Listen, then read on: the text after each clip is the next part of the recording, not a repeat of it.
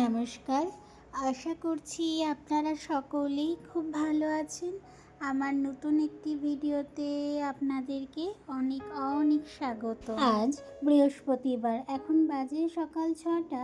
নিহারিকা ঘুম থেকে উঠে বলছে, মাম্মা দেখো আমার দাঁত নড়ছে। তাই তো, সত্যিই দাঁত নড়ছে জানেন। ওর থেকে যারা ছোট তাদের কিন্তু দাঁত পড়ে গেছে, কিন্তু আমার নিহারিকার এখনও দাঁত পড়েনি। তাই আজকে ওর দাঁত তো নড়েছে, ওর বাবা দাঁতটা তুলে রেখেই যাবে, কারণ আজকের থেকে ওর বাবা তার বাড়ি থাকছে না। ওর বাবা যাচ্ছে কোম্পানির হয়ে এক জায়গায় ট্যুরে, মানে কোম্পানির ট্যুরে যাচ্ছে। আর নিহার বাড়িতে থাকবো নিহারিকা আর আমি।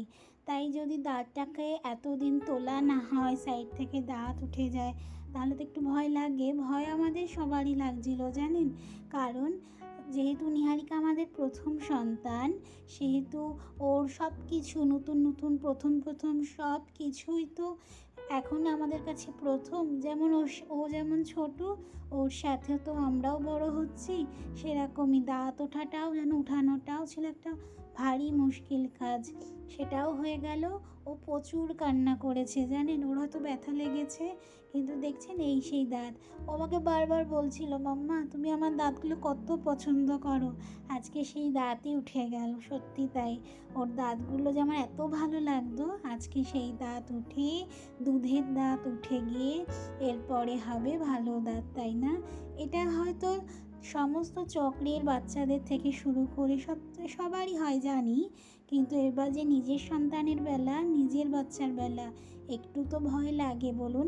আর এই যে ও নিজেই দাঁতটাকে নিয়ে দেখছে, আর দাঁতের ওখান থেকে রক্ত বেরোচ্ছিল মাড়িতে বলে একটু তুলো গুজে দিয়েছিলাম, যাতে রক্তটা বন্ধ হয়ে যায়।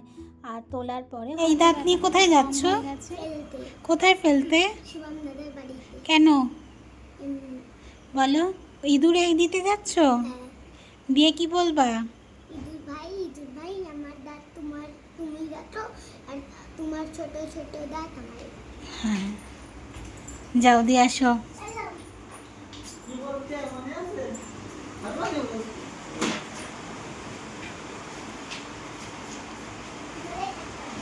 ছোটোবেলা থেকে আমরাও কত গল্প শুনেছি না, যে দাঁত উঠলে সেটি নাকি ইঁদুরের গর্তে দিতে হয়, আর যদি ওই কথাগুলো বলা হয় তাহলে নাকি সেরকম ছোট ছোট দাঁত হয়।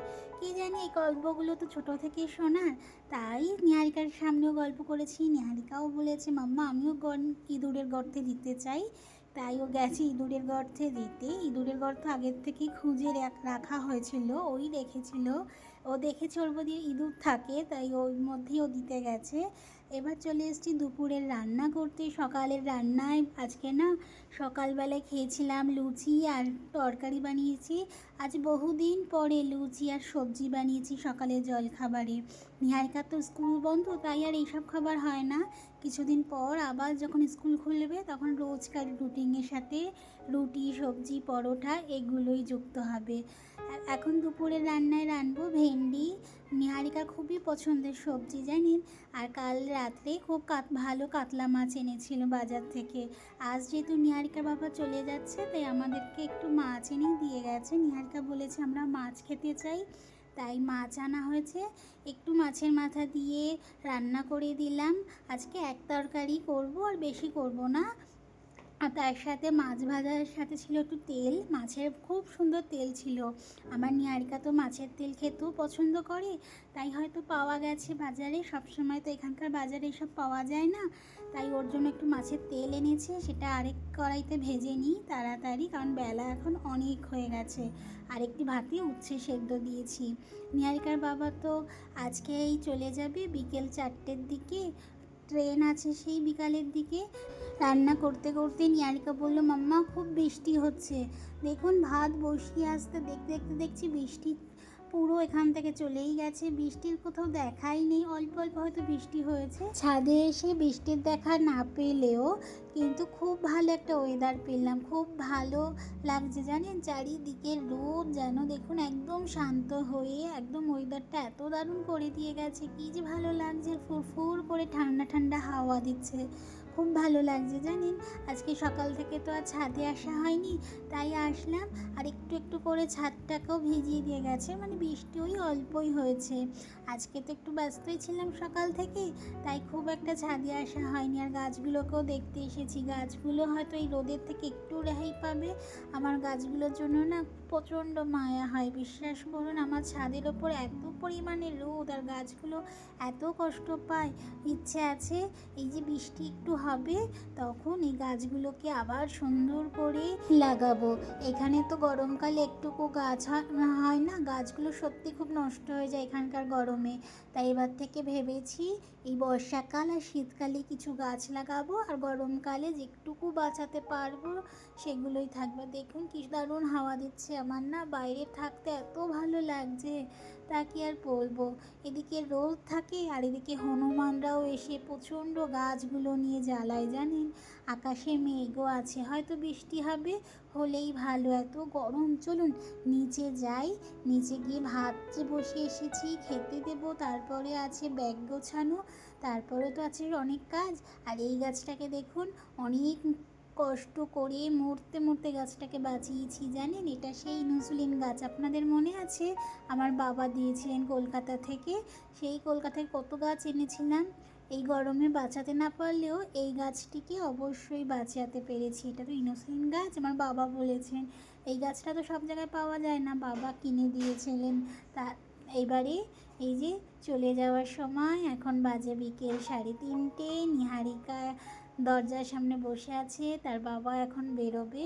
কারণ ওয়েদারটা তো অনেকটা খারাপ আজকে, যেখানে সেখানে বৃষ্টি হতেই পারে। আর আমাদের বাড়ি থেকে সাতনা স্টেশন প্রায় 45-50 মিনিটের রাস্তা, কোথাও বৃষ্টি হবে, হয়তো ট্রেনের লেটও হতে পারে। তাই একটু আগে আগে বেরিয়ে যাচ্ছে, যাতে সময় মতন ট্রেনটা ধরতে পারে। যাওয়ার আগেই নিহারিকাকে টাকা দিয়ে যাচ্ছে, কারণ আমার নিহারিকা না টাকা জমাতে ভীষণ ভালোবাসে জানেন। তাই নিহারিকাকে টাকা দিয়ে যাচ্ছে। আর যাওয়ার আগে কিন্তু একটা বইও, মানে ড্রয়িং বুকও কিনে দিয়ে গেছে, আপনাদেরকে দেখাবো। ও বসে বসে ড্রয়িংও করে, ওর কাছে তো ড্রয়িং করতে খুব ভালো লাগে। আর ও টাকা ঘটের মধ্যে জমাতেও খুব পছন্দ করে। তাই যাওয়ার আগে ওকে একটু খুশি করে দিয়ে গেল যে ও জমা। আর এই তো ওর সাথে কত গল্প, কারণ আমি জানি আমার নিহারিকা তার বাবাকে ছাড়া না, বাবা তার মেয়েকে ছাড়া একটুকু থাকতে পারে না। কিন্তু মাঝেই একটা সপ্তাহ পুরো দুজনকে ছাড়া থাকবে। নিহারিকার এখন হয়তো হাসি মুখ আছে, কিন্তু এরপরে হবে প্রচণ্ড মন খারাপ, তাও আমি জানি।